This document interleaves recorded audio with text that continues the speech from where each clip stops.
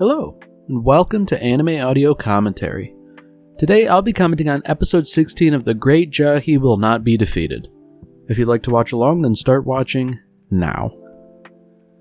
So last we left off, Jahy sort of made friends with the magical girl and Kokoro and, got up to shenanigans, but I guess now she's finally breaking the news to Druj that the Dark Lord is back, and she seems to have brought the magical girl with her, which is,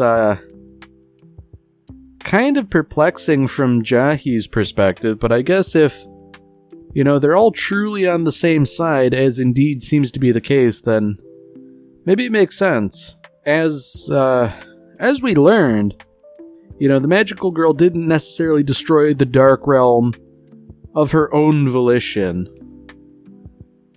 Although it seems like Druj has some competition for senior most lackey.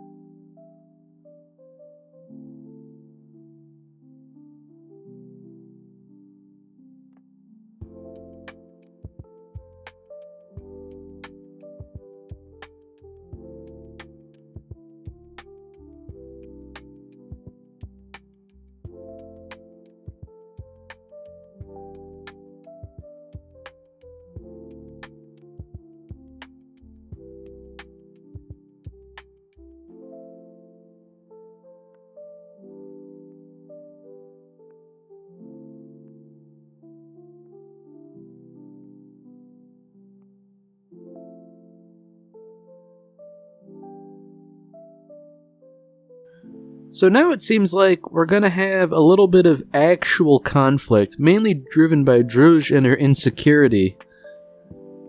I mean, it's not like Druj and Jahy were ever friends or anything, but the idea that Jahy would have a friend, and one who would seemingly treat her so flippantly, that's how you know there's gonna be conflict here.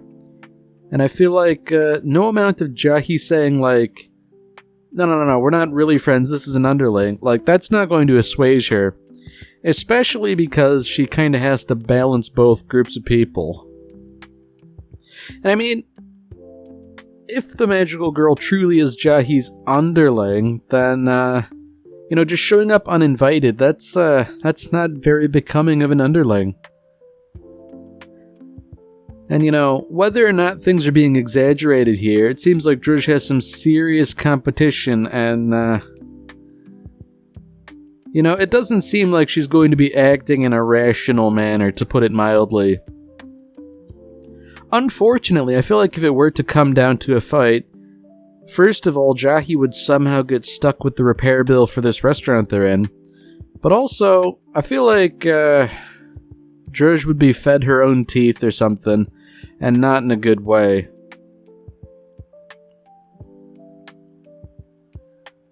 So I feel like, seeing as how they are both, technically sort of underlings, the best way out of this tense situation is probably to have some sort of, meaningless competition, just a little thing to sort of settle the pecking order in a way that really won't cause much trouble.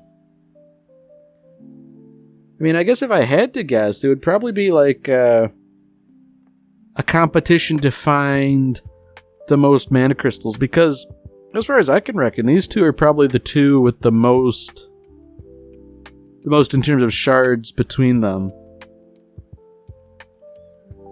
So, maybe if Jahy were intelligent here, rather than talking about all the things Jahy likes, like the slide at the park and, gallows and how much she likes them and all that, maybe Jahy should say look, how about you prove who's the best underling by doing something productive.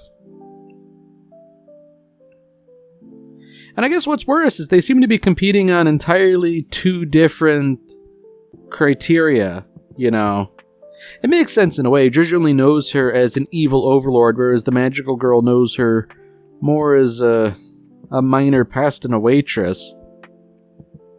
Yeah, here we go. Whoever collects more mana crystals is the most worthy. Really, that's how they should have been doing this from the beginning, but what are you gonna do?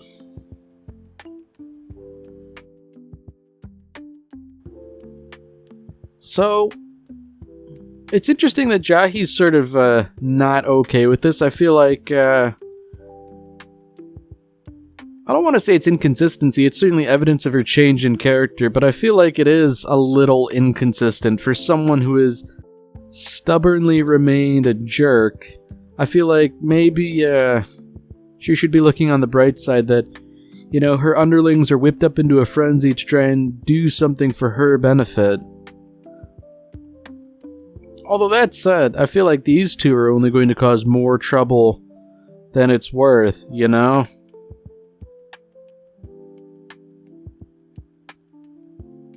Oh, you know, I think Jahy is going to get stuck with the bill. They've already left. It's over. And I guess it is also rather telling that, you know, they didn't really listen to anything she had to say. Which, you know, for underlings, that's kind of missing the purpose of being an underling if you don't listen to your boss. Yeah, there we go, like clockwork. Here's the bill for 3 people, you have to pay it yourself. Wow, so they're only taking 10 minutes. That's, kind of a short period of time when you think about it. But, you know, I'll take it. Good on Kyoko for just performing a little act of heroism, saving a dog from a car and snatching a mana crystal, you know.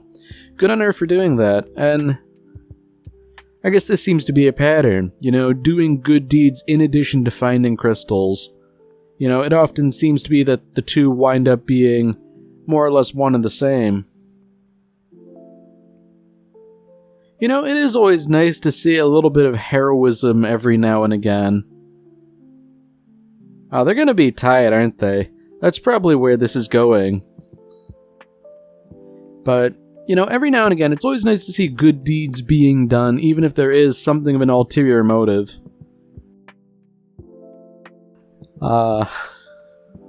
You love to see it. Just suffer, Jahy. This is what you get. Can't pay the bill? You're washing dishes. Oh, boy. So this is a character we haven't seen in a while. And she seems to be under the impression that she is ascendant, she is going to put Jahy in her place. Unfortunately, Sarva's kind of unaware that Jahy has already been put in her place, that being, you know, at the dishwashing station in a restaurant for not paying. You know, I feel like Sarva here is going to fall victim to the ongoing contest. You know, sure, it's only been like 10 minutes and all that, but, I don't know. Something tells me something bad's gonna happen. You know, sure, she has this giant bear trap with which she intends to catch Jahy, but something tells me it's not gonna go to plan here. Either she's gonna fall victim to her own trap somehow, or she's accidentally going to catch someone who is, far more willing to just beat her viciously. I mean, the magical girl would be one such character, right? Like, I feel like when presented with a denizen of the Dark Realm, you know, with the exception of Sarva and Jahy, Kyoko would probably just, you know, get down to business. Although, Sarva might be, less deserving of a beating than most, seeing as how she's seemingly concerned about a citizen here, but unbeknownst to her, Kyoko is no mere citizen.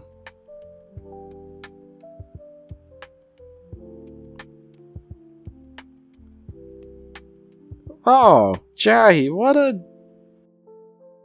What a jerk. It's like, oh yeah, my friend's being munched by a bear trap.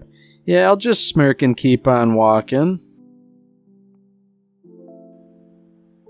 I mean, for someone who is, not necessarily willing to go to bat for her friend, but, not getting her to go away entirely, I feel like, maybe you should be a little bit more concerned of a giant mechanical bear trap.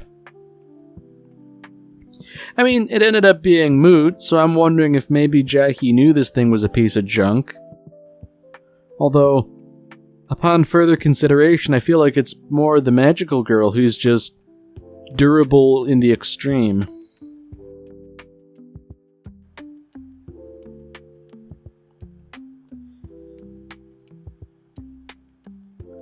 Wow, so there's just, like, all sorts of bear traps lying around.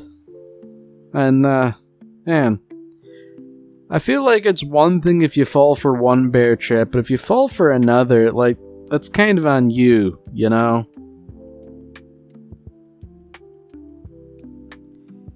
So I guess Kyoko's just, like, trying to bait Jahy, you know? Like, the idea is like, oh no, I'm caught in a bear trap, please save me, good buddy. And, I suppose Jahy just recognizes this is the case and isn't biting. So if the second model of bear trap was on the order of, like, 100 times stronger, then, what's the third bear trap gonna be like? Surely that one's gotta do something, right? Although I do have to wonder why Sarva went to the trouble of making 3 separate bear traps at these orders of magnitude in strength. What's the point, right? Like, surely just go for the big one, right?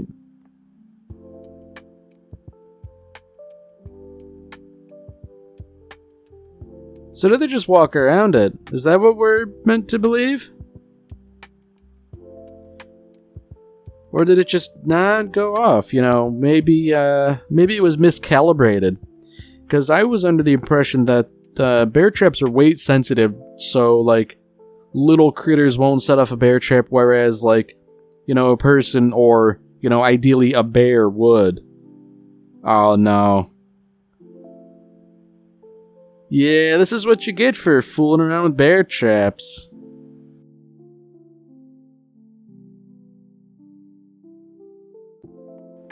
It's over when you have to declare I really am a genius as you're being mauled by a bear trap. Like, at that point, it's over, you have to recuse yourself from Mensa, you just have to, like, give up. No more professional licensure for you.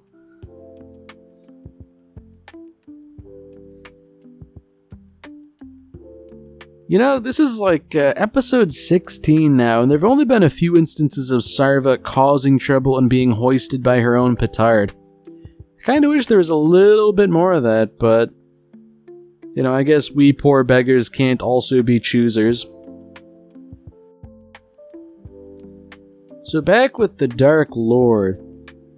She's just eating. That really does seem to be the only thing she does. And, unfortunately for Kyoko, she's being eaten out of house and home. Like, she's eaten her own lunch, but now there's another little lunch that's just begging to be eaten. And unfortunately, I feel like this means Kyoko's not going to have anything for her lunchtime meal, which is deeply unfortunate if you're counting on lunch. There are a few greater disappointments than expecting lunch and not having lunch. Like, I think few things really ruin a day more than that, just in, like, purely mundane terms. And I guess what's worse, the Demon Lord has decided to hitch a ride to school. There's no telling what sort of mischief she can get up to here, because, if a school has a cafeteria, and they're cooking for anywhere from, like, tens to hundreds of students and faculty, that's a lot of food. And that's a lot of food that the Demon Lord will be eating, much to the loss of the student body and the faculty. And I feel like that's precisely what the Dark Lord's gonna get up to, you know? Because Kyoko can't supervise her all the time, right?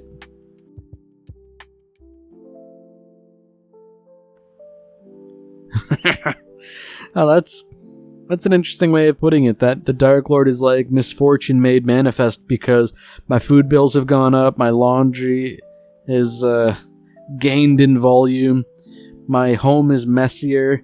Like, it's all true, but, you know, at the same time, you could just kick out the stupid freeloader. I mean, I guess in a weird sort of way, Kyoko has been changed by having a roommate, and also by interacting with Jahy, which,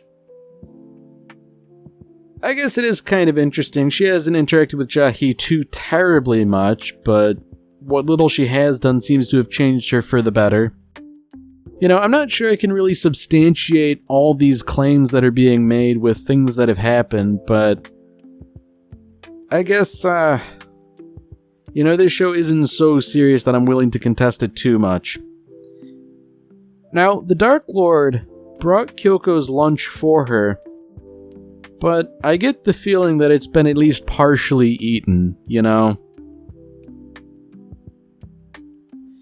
So the idea here is that, like, this was, like, a good deed on the Dark Lord's part, despite ultimately being kind of a menace. And, yeah, I don't know. I'm just waiting for the other shoe to drop, I guess. Because, like, sure, Kyoko's feeling all happy about having, you know, a friend even in her parasitical roommate. But, you know, I get the feeling that that good deed is merely a facade for the Dark Lord having eaten her lunch early. Aw, boy, here we go. Like, she's even saying, like, I'm grateful, Dark Lord, but yeah, what a surprise. No more lunch. Ah, dear indeed. You know, that is perhaps the biggest disappointment. You know, you have your lunch receptacle, and you brought it with you, but it's empty. Truly, there is no disappointment more bitter than that.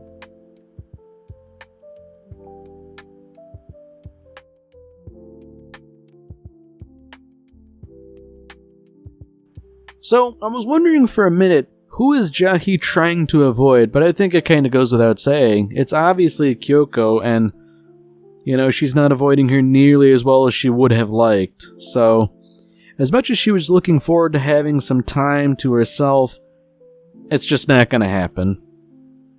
And this is one of those things where I feel like, with a person like Kyoko, no matter how forthright you are in saying, hey, go away, I want to spend some time alone, you know, it's probably not going to work.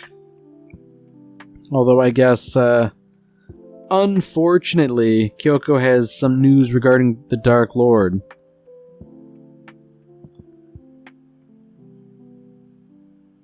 Oh. Okay, so this is interesting. You know, Kyoko doesn't believe the Dark Lord is truly this frightful entity. And I feel like we're going to learn something where, like, Jahy's like, oh yeah, the Dark Lord's real scary, you shouldn't cross her. But, I don't know. I feel like this is going to be one of those things where, like, it doesn't really line up with reality. I guess Jahy's just kind of giving an origin story here, where the Dark Lord is, like, the apex demon, and how Jahy's sort of, like, second in command, but, you know, impressive in her own right.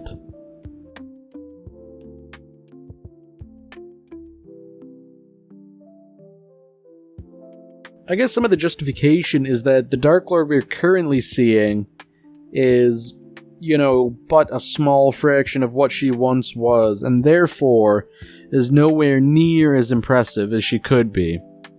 And, you know, this figure is certainly more impressive, but rather vague.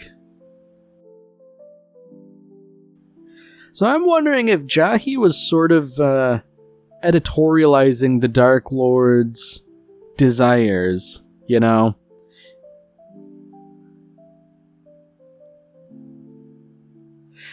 You know, I guess when Kyoko sort of neatly summarizes everything, it seems more like the Dark Lord is almost a figurehead. You know, she is powerful, I guess, but he doesn't really have much in the way of agency.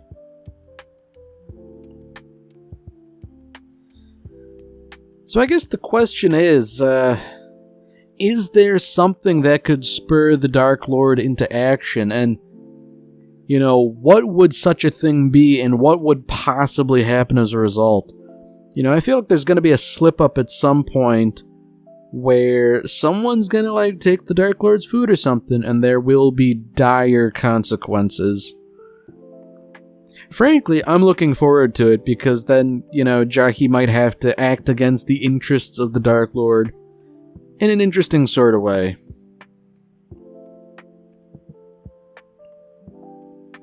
So, you know, at the very least, Jahy does show some deference. Like, you know, look, the Dark Lord's staying with you. I'm not going to interfere with that. Although, speaking of interfering, this little critter made of light, I get the feeling that this is the entity that sort of caused all the problems. You know, this is behind the destruction of the Dark World, but, oh, here we go. You know, before it could do anything, it seems like the Dark Lord intervened, so, you know, she is ultimately good for something. Alright, you know, it's interesting we're seeing her do stuff other than eat. Now, the question is, to what end was that little conflict, you know? Because surely that's not the end of everything, right? You know, is the Dark Lord secretly sort of protecting Kyoko from, you know, this baleful influence that caused problems? I mean, that's probably a generous interpretation, but, you know what? I think it's the one I choose to have.